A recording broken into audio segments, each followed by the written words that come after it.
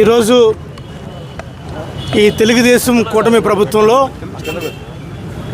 DSC పరీక్షా విధానము, అదేవిధంగా డిఎస్సి అభ్యర్థుల ఎంపిక విధానం ఎంత లోభాభిష్టంగా ఉన్నదనడానికి ఉదాహరణ ఒక స్పోర్ట్స్ కోటా చెప్పొచ్చు. ఎక్కడన్నా స్పోర్ట్స్ కోటాలో మెరిట్ ఆఫ్ స్పోర్ట్స్ మీద, మెరిట్ ఆఫ్ సర్టిఫికేట్స్ మీద కోటా ప్రకటించి దాని ద్వారా అభ్యర్థులను ఎంపిక చేస్తారు. ఇక్కడ స్పోర్ట్స్ కోటా లేదు, ఇక్కడ మినిస్టర్స్ కోటా ఉంది. మీ నిజాయితీ నిరూపించుకోవాలంటే సిబిఐ విచారణ చెయ్యి, లేదంటే నువ్వు రాజీనామా చెయ్యి.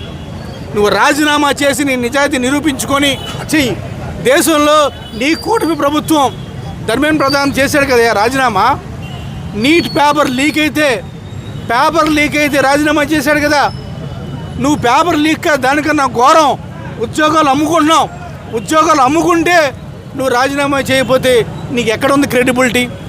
నీ క్రెడిబిలిటీ నువ్వు నిరూపించుకోవాలంటే నువ్వు రాజీనామా చేసి నీ క్రెడిబిలిటీ నిరూపించుకొని అవసరమైతే మళ్ళీ నువ్వు మంత్రి పదవి తప్ప నువ్వు ఇటువంటి ఆంధ్ర ప్రజల్ని, ఆంధ్ర నిరుద్యోగుల్ని ఈరోజు మోసం చేయడం ఏమాత్రం తగదని చెప్పి వెంటనే వైఎస్ఆర్ కాంగ్రెస్ పార్టీ డిమాండ్ చేస్తుంది. నందిగామ నుంచి లోకేష్ రాజీనామా చేయాలి విద్యాశాఖ మంత్రిగా. ఏమాత్రం అర్హత లేదు విద్యాశాఖ మంత్రిగా కొనసాగడానికి, లేదా సిబిఐ విచారణ చేయాలని చెప్పి కోరుకుంటున్నాం.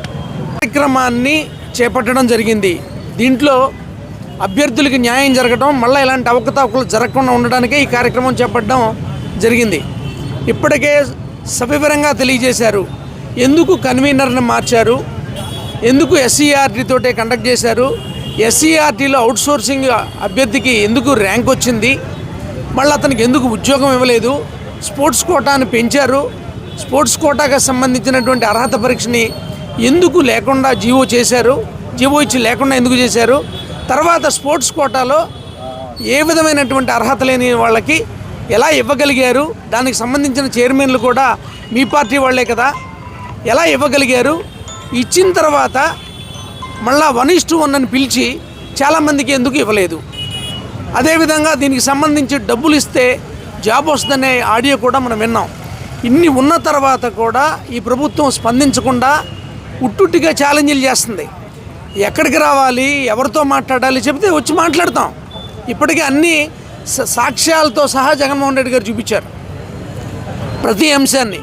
ఇప్పుడు కూడా ఒలింపిక్ అసోసియేషన్ అధ్యక్షుడు పురుషోత్తం గారు చెప్పారు కదా, స్పోర్ట్స్ కోటాలో అవకతవకలు జరిగినాయి, శాపే దీని అంతటికీ కారణం, అర్హత లేని వాళ్ళందరికీ సర్టిఫికెట్లు ఇచ్చారు. ఆయన క్రిస్టల్ క్లియర్గా చెప్తున్నాడు ఇవన్నీ జరిగినాయి అని. అయినా సరే నిమ్మకు నీరెత్తినట్టు ఉన్నారు. ఎందుకంటే వాళ్ళ ఇష్టం వచ్చిన వాళ్ళకి నచ్చినట్టు డబ్బులు తీసుకుని వాళ్ళకి నచ్చినట్టు చేశారు కాబట్టే మాట్లాడలేదు.